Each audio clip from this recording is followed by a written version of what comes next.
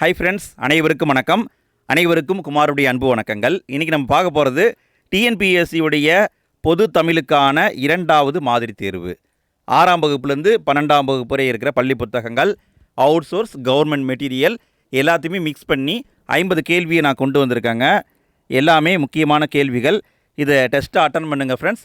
இந்த டெஸ்ட்டை அட்டன் பண்ணிவிட்டு கடைசியாக உங்கள் ஸ்கோரை கமெண்ட்டில் பதிவு பண்ணுங்கள். ஆல்ரெடி நாங்கள் ஃபஸ்ட்டு டெஸ்ட் நடத்தியிருந்தோம். நிறைய பேர் அந்த டெஸ்ட்டில் கலந்துக்கிட்டு அவங்களுடைய ஸ்கோரை கமெண்ட் பண்ணியிருந்தீங்க. உங்கள் எல்லாருக்குமே வாழ்த்துக்கள். தொடர்ந்து நம்ம பயிற்சி எடுத்துக்கிட்டு இருந்தாவே போதும், நம்ம ஈஸியாக சிலபஸை கம்ப்ளீட் பண்ணிடலாம். சரிங்களா? நீங்கள் படிச்சுட்டே இருந்தால் மட்டும் பத்தாது, எந்த அளவுக்கு பயிற்சி எடுக்கிறீங்களோ அந்த பயிற்சி தான் உங்களுக்கு கை கொடுக்கும். சரி, ஓகே, நம்ம இன்றைய வீடியோக்குள்ளே போகலாங்களா?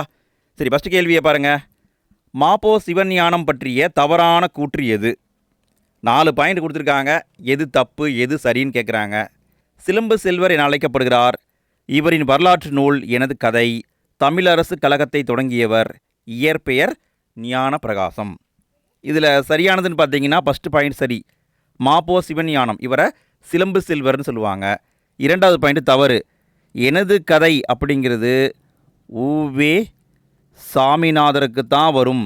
இவருடைய வாழ்க்கை வரலாற்று நூல் எனது போராட்டம். நல்ல கவனிங்க, எனது போராட்டம் அப்படின்னு வந்திருக்கணும். நோட் பண்ணிக்கோங்க. ஸோ இந்த பாயிண்ட்டு தவறு. 2வது பாயிண்ட் தவறு. தமிழரசு கழகத்தை தொடங்கியவர் கரெக்டு. இயற்பெயர் ஞானப்பிரகாசம் கரெக்டு. அப்போ இங்கே பார்த்தீங்கன்னா 1, 3, 4 சரி. ஆப்ஷனே தப்பாக வச்சுருக்கணும். சரி, பரவாயில்ல, பார்த்துக்கோங்க. 1, 3, 4 சரி என்பதுதான் ஆன்சர். அடுத்து 2வது கேள்வியை பாருங்கள். செய்யுளில் ஒரு பெயர் சொல் எச்சச்சொல்லாக திரிந்து அளவெடுப்பது. ஒரு பெயர் சொல் இருக்குது, அந்த பெயர் சொல் எச்சச்சொல்லாக மாறும். அப்படி மாறி அளவெடுத்தால் அதற்கு பெயர் என்ன? சொல்லிசை அளபடைன்னு சொல்லுவாங்க. சொல்லிசை அளபடை வந்திருக்கான்னு எப்படி கண்டுபிடிக்கிறது? ஈ அப்படிங்கிற முடிவு வந்தாவே அது கண்டிப்பாக சொல்லிசை அளபடை தான். உரணசை ஈ, பரணசை ஈ, இப்படி ஈல முடிஞ்சாவே அது சொல்லிசை அளபடை தான். அடுத்து 3வது கேள்வியை பாருங்கள். பின்வரும் பழமொழியை பொருத்தமான சொல்லை கொண்டு நிறைவு செய்க. ஆணை உண்ட டேஸ் போல. இது புக்கில் இல்லையே குமார் அப்படின்னு கேட்டிங்கன்னா இது அவுட் சோர்ஸுங்க. இதுக்கான பதில் ஆணை உண்ட விலாங்கனி போல. ஆணை உண்ட விலாங்கனி போல என்பது தான் பழமொழி. அடுத்து 4வது கேள்வியை பாருங்கள். இலக்கண குறிப்பை பொறுத்துக. ரொம்ப சிம்பிள் தான், ஸ்கூல் புக்லேயே இருக்குது. இதுக்கான பதில் முத்திக்கனி என்பது உருவகம், தெல்லமுது என்பது பண்புத்தொகை, சிந்தாமணி என்பது ஈறுகட்ட எதிர்மறை பெயரெச்சம், தாய் தந்தை என்பது உம்மை தொகை. அடுத்து 5வது கேள்வியை பாருங்கள். பொருந்தாத இணையை கண்டறிக. 7ஆம் வகுப்பில் இருக்குதுங்க. கப்பலை பற்றி ஒரு பாடம் கொடுத்துருப்பாங்க, அதுலேருந்து கேள்வி வந்திருக்கு. இதில் எது பொருந்தாததுன்னு கண்டுபிடிக்கணும். சரி, பார்க்கலாங்களா? கப்பலின் அடிமரத்தை எரா என்று குறிப்பிடுவார்கள், சரி. கப்பலின் குறுக்கு மரத்தை பருமல் என்று குறிப்பிடுவார்கள், இதுவும் சரி. கப்பலை திருப்ப பயன்படுவது சுக்கான், கரெக்டு. கப்பலின் திசை காட்டும் கருவி வங்கு கிடையாது. இதுக்கான பதில் சமுக்கு அப்படின்னு வந்திருக்கணும். சமுக்கு என்பது தான் கப்பலின் திசை காட்டும் கருவி. ஸோ இதுதான் பொருந்தாத இணை. அடுத்து 6வது கேள்வியை பாருங்கள். பரிதிமாறு கலைஞரையே வியக்க வைத்தவர் யார்? இது எங்கே இருக்குன்னா 12th அல்லது 11th இருக்குதுங்க. பரிதிமாறு கலைஞர் ஒரு முறை அவர் இன்டர்வியூ நடத்திட்டு இருப்பார். அப்போ அங்கு வந்த மறைமலை அடிகள் குற்றியல் உகரத்துக்கு உதாரணம் சொல்லி அவரையே வியக்க வச்சிருப்பார். ஸோ இதுக்கான பதில் மறைமலை அடிகள். அடுத்தது இங்கே ஒரு கேள்வியை கேட்குறேன், இதுக்கான பதிலை நீங்கள் கமெண்ட்டில் பதிவு பண்ணுங்கள். இதே மாதிரி தேவநேய பாவாணரை சொல்லாராய்ச்சியில் வியக்க வைத்தவர் யார்? சொல் ஆராய்ச்சியில் தேவநேய பாவாணரை வியக்க வைத்தவர் யார்? இது ஸ்கூல் புக்லேயே இருக்குது, படிச்சிருப்பீங்க. கமெண்ட்டில் பதிவு பண்ணுங்கள். அடுத்து 7வது கேள்வியை பாருங்கள். சிற்பக்கலை குறித்த செய்திகளை அனைவரும் அறிந்து கொள்ளும் வகையில் தமிழ்நாடு தொழில்நுட்ப கல்வி இயக்ககம் டேஸ் என்ற நூலை வெளியிட்டுள்ளது. சிற்பக்கலை குறித்த செய்திகளை அனைவரும் அறிந்து கொள்ளும் வகையில் தமிழ்நாடு தொழில்நுட்ப கல்வி இயக்ககம் சிற்ப செந்நூல் அப்படிங்கிற நூலை தான் வெளியிட்டிருக்காங்க. அடுத்து 8வது கேள்வியை பாருங்கள். இளமையில் கல், இது எவ்வகையான தொடர்? இளமையில் கல் என்பது எவ்வகையான தொடர்? ஏவல் தொடர். ஏவல் தொடர். அடுத்து 9வது கேள்வியை பாருங்கள். விருத்தம் என்னும் ஒரே வகை செய்யுளில் அமைந்தவை. விருத்தம் என்னும் ஒரே வகையான செய்யுளில் அமைந்த நூல்கள் எவை? இது 12th இருக்குதுங்க. இதுக்கான பதில் சீவக சிந்தாமணியும் கம்பராமாயணமும். இந்த இரண்டும் விருத்தம் அப்படிங்கிற பாவகையில் தான் அமைஞ்சிருக்கு. அடுத்து 10வது கேள்வியை பாருங்கள். அறிஞர் அண்ணாவை படித்திருக்கிறேன், இதில் வந்துள்ள ஆகு பெயர் என்ன? அறிஞர் அண்ணாவை படித்திருக்கிறேன், இதில் வந்திருக்கிற ஆகு பெயர் என்ன? கருத்தாவாகு பெயர் வந்திருக்குங்க. இதில் வந்திருக்கிறது கருத்தாவாகு பெயர். அடுத்து 11வது கேள்வி. பரிபாடல் பற்றிய சரியான கூற்று எது? 4 பாயிண்ட் இருக்குது. எது சரின்னு கேட்குறாங்க. 25 முதல் 400 அடி எல்லை கொண்டது, பொருட்கலவை நூல் என அழைக்கப்படுகிறது, தமிழில் முதல் இசை பாடல் நூல், முதலில் பதிப்பித்தவர் உவே சாமிநாதர். இதில் எது கரெக்டு அப்படின்னு பார்த்தீங்கன்னா அனைத்துமே சரிதாங்க. அனைத்தும் சரிதான். பரிபாடல் அப்படின்னாவே 25 முதல் 400 அடி எல்லை கொண்டது, பொருட்கலவை நூல் என்று அழைக்கப்படுகிறது, தமிழில் எழுதப்பட்ட முதல் இசை பாடல் நூல், முதலில் பதிப்பித்தவர் உவே சாமிநாதர். அடுத்து 12வது கேள்வியை பாருங்கள். வடமொழி ஐரோப்பிய மொழியோடு தொடர்புடையது என்பதை முதலில் குறிப்பிட்டவர் யார்? வடமொழி ஐரோப்பிய மொழியோடு தொடர்புடையது இப்படி முதல்ல சொன்னவர் யார்? William Jones. இவர் தான் குறிப்பிட்டிருக்காங்க, வில்லியம் ஜோன்ஸ். அடுத்து 13வது கேள்வியை பாருங்கள். எதிர்ச்சொல்லை கண்டறிக. எத்தனிக்கும். இது டிஎன்பிஎஸ்சியில் வந்த வினா. எத்தனிக்கும் அப்படின்னா என்னங்க? எத்தனிக்கும்னா முயலும்னு அர்த்தம். அப்போ எதிர்ச்சொல் முயலாமை. எத்தனிக்கும் இதுக்கு எதிர்ச்சொல் முயலாமை. அடுத்து 14வது கேள்வி. பொருந்தாத இணையை கண்டறிக. இங்கே சொற்களை வச்சு கேட்டிருக்காங்க. எது பொருந்தாதது? விடை பார்க்கலாங்களா? வங்கூல் என்பது திரிசொல், படித்தவங்களுக்கு மட்டும் புரிஞ்சா அது திரிசொல். கப்பல் என்பது இயற்சொல், அனைவருக்குமே பொருள் விளங்கினா அது இயற்சொல். சாவி என்பது திசை சொல். வடமொழி தவிர்த்து மற்ற மொழி சொற்கள் திசை சொற்கள் தான். பண்டிகை என்பது வட சொல் கிடையாது, இது திசை சொல். பண்டிகை என்பதும் திசை சொல் தான். அதனால் இதுதான் பொருந்தாத இணை. அடுத்து 15வது கேள்வியை பாருங்கள். காத்து நொண்டி சிந்து என்னும் நூலை இயற்றியவர் யார்? ரொம்ப சிம்பிள் தான், 7ஆம் வகுப்பில் இருக்குது. காத்து நொண்டி சிந்து என்ற நூலை இயற்றியவர் யார்? வெங்கம்பூர் சாமிநாதன். அடுத்து 16வது கேள்வி. மதுரை காஞ்சியில் எத்தனை பாடல்கள் மதுரையை பற்றி மட்டும் சிறப்பித்து கூறுகின்றன? மதுரை காஞ்சியில் எத்தனை பாடல்கள் மதுரையை பற்றி மட்டும் கூறுகிறது? 354 பாட்டுங்க. 354 பாட்டு மதுரையை பற்றி மட்டும் கூறுகிறது.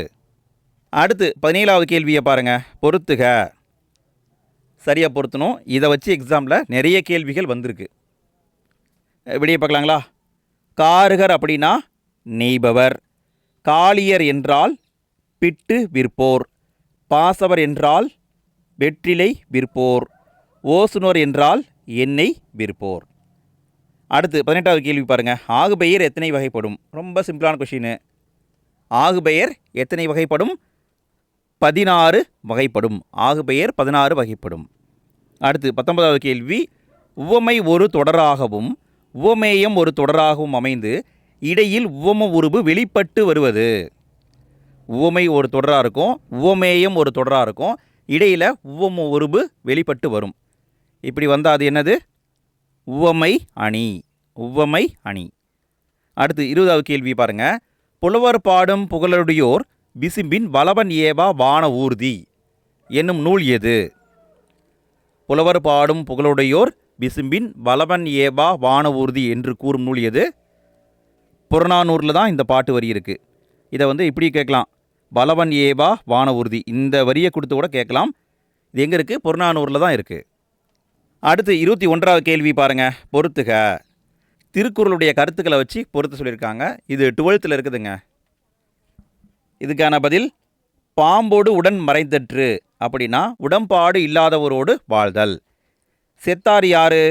செத்தார் என்பவர் தீக்காய்வார். வறுமை தருவது என்னது? வறுமை தருவது கல் உண்பவர். இகழ்வேந்தர் சேர்ந்து ஒழுகுவார். சீரழிக்கும் சூது. ஸோ இதெல்லாம் பார்த்துக்கோங்க ஃப்ரெண்ட்ஸ், கேட்க வாய்ப்பு இருக்குது. அடுத்து 22வது கேள்வி. ஒரு ஓர் அடிப்படையில் சரியாக அமைந்த தொடர் எது? இது எக்ஸாமில் வந்த வினாங்க. ஒரு ஊர் அடிப்படையில் சரியாக அமைந்த தொடர் எது? நம்ம பலமுறை பார்த்துருக்கோம். உயிரெழுத்துக்கு முன்னாடி ஓர் வரணும், உயிர்மெய் எழுத்துக்கு முன்னாடி ஒரு வரணும். இங்கே பாருங்கள், இது வந்து உயிரெழுத்து, உயிரெழுத்துக்கு முன்னாடி ஓர் வரணும், இங்கே கரெக்டாக வந்திருக்கு. ஸோ இதுதான் ஆன்சர். அடுத்தது 23வது கேள்வி பாருங்கள். பேசுவார் பகுபத இலக்கணத்தின்படி சரியாக பிரிக்கணுங்க. இதுக்கான பதில் பேசு கூட்டல் இவ் கூட்டல் ஆர் என்பது தான் கரெக்டு. இதில் வந்திருக்கிற இவ் அப்படிங்கிறது எதிர்கால இடைநிலை. இடைநிலையை பொறுத்த வரைக்கும் அதான் காலம் காட்டும். அதில் 4 டைப் இருக்குது. இறந்த காலம், நிகழ்காலம், எதிர்காலம், எதிர்மறைன்னு இருக்குது. எல்லாத்தையும் மனப்பாடம் பண்ணிடுங்க. அடுத்து 24வது கேள்வி. 6ஆம் வேற்றுமை தொகையில் வல்லினம் மிகும் என்பதற்கான சான்று எது? 6ஆம் வேற்றுமை தொகையில் வல்லினம் மிகும், இதுக்கான சான்று என்னங்க? இதுக்கான பதில் புலித்தோல். புலியின் தோல்.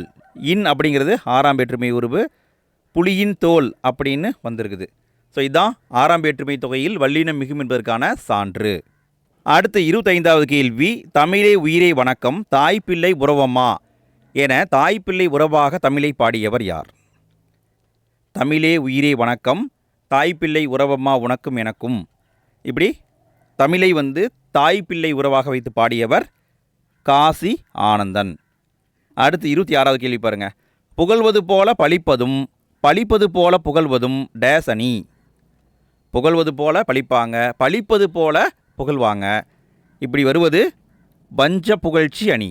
பஞ்ச புகழ்ச்சி அணி. அடுத்து 27வது கேள்வி பாருங்கள். வன்புகழ் மூவர் தன் பொழில் வரைப்பு என்று மூவேந்தரையும் குறிப்பிடும் நூல் எது?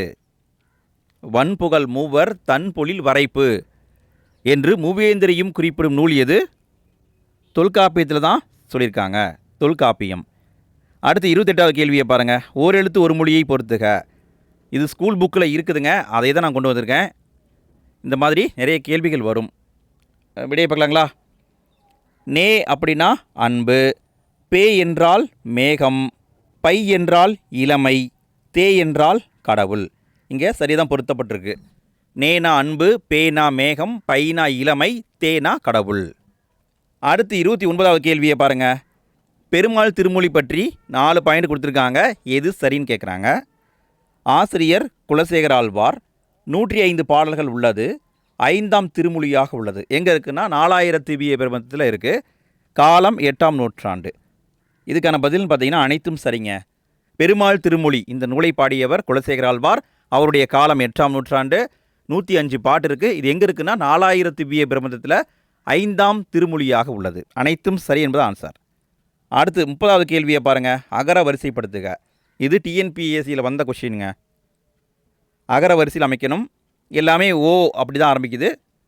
ஸோ இதை வச்சு நம்ம கண்டுபிடிச்சிட வேண்டியதுதான். விடிய பார்க்கலாங்களா? ஃபஸ்ட்டு குறில், அப்புறம் தான் நெடில் வரணும். இங்கே பார்த்தீங்கன்னா ஒரே ஒரு குறில் ஓ மட்டும்தான் இருக்குது, மற்றதெல்லாம் நெடில் ஓ. இது வராது, இது வராது, இது வராது. இப்போ கண்ணை மூடிட்டு ஆன்சர் போட்டுற வேண்டியதான். இதுதான் ஆன்சர். ஃபஸ்ட்டு குறில் தான் வரணும். ஸோ இதுதான் ஆன்சர். அடுத்து 31வது கேள்வியை பாருங்கள். பெருங்காப்பியம் சிறுங்காப்பியம் என்று 2 வகையாக பிரிக்கப்பட்டு காப்பிய இலக்கணம் கூறும் நூல் என்ன? பெருங்காப்பியம் சிறுகாப்பியம் என்று 2 வகையாக பிரிக்கப்பட்டு காப்பியத்துக்கான இலக்கணத்தை கூறும் நூல் என்ன? தண்டி அலங்காரம்.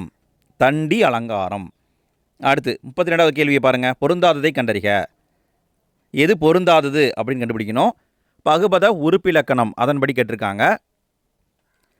பகுபதத்தின் முதல் வந்து பகுதி, பகுதிக்கும் இடைநிலைக்கும் இடையில் வருவது சந்தி, இடைநிலைக்கும் விகுதிக்கும் இடையில் வருவது சாரியை, காலம் அல்லது எதிர்மறையை காட்டுவது சாரியை கிடையாது, தவறு, இடைநிலை.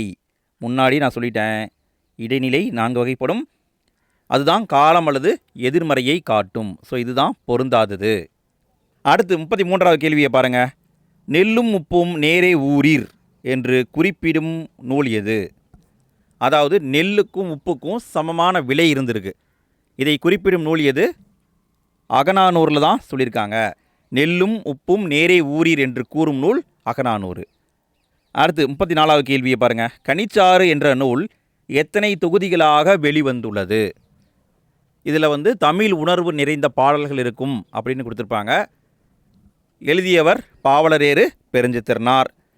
இது 8 தொகுதிகளாக வந்திருக்கும். கனிச்சாறு என்ற நூல் 8 தொகுதிகளாக வந்திருக்கு. அடுத்து 35வது கேள்வியை பாருங்கள். மீன், தவளை, நண்டு மற்றும் பறவைகளின் முட்டைகளை குறிக்கும் சொல்லியது. மீனுடைய முட்டை, தவளையுடைய முட்டை, நண்டுடைய முட்டை, பறவைகளின் முட்டை, இதை குறிக்கும் சொல்லியது சினை என்று சொல்வார்கள். சினை. அடுத்து 36வது கேள்வியை பாருங்க. ஐம்பெருங்காப்பியம் என்னும் சொற்றொடரை நூல் உரையில் குறிப்பிட்டவர் யார்? ஐம்பெருங்காப்பியம் என்னும் சொற்றொடரை நூல் உரையில் முதல்ல குறிப்பிட்டவர் யார்?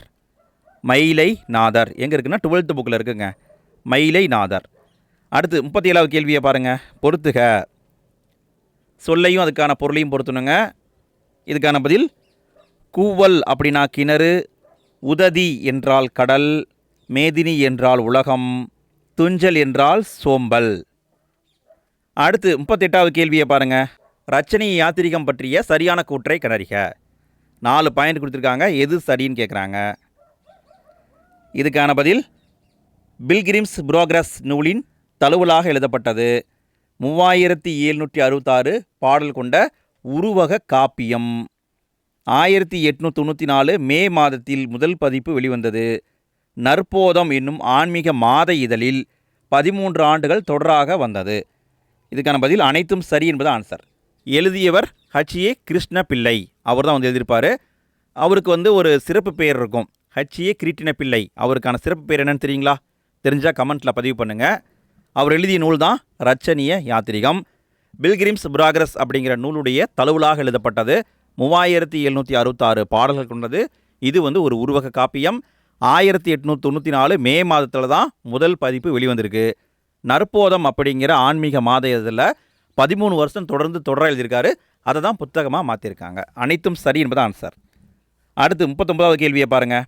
புறநானூற்றை ஆங்கிலத்தில் மொழிபெயர்த்தவர் யார்? புறநானூற்றை முழுமையாக ஆங்கிலத்தில் மொழிபெயர்த்தவர் யார்? இதுக்கான பதில் ஜார்ஜ் எல் ஹார்ட். இவங்க தான் பண்ணியிருப்பாங்க. ஜியு போப் அவர் பார்த்திங்கன்னா சில பாடல்களை மட்டும் மொழிபெயர்த்திருப்பார். ஜார்ஜ் எல் ஹார்ட் இவர் தான் புறநானூற்றை ஆங்கிலத்தில் முழுமையாக மொழிபெயர்த்தவர். அடுத்து 40வது கேள்வியை பாருங்கள். பொருத்தமான மரபுச் சொற்களை கொண்டு கோடிட்ட இடங்களை நிரப்புக. முருகன் சோறு டேஸ், பிறகு பால் டேஸ். இங்கே என்ன வருங்க? இதுக்கான பதில் முருகன் சோறு உண்டான், பால் பருகினான். இதுதான் கரெக்டு.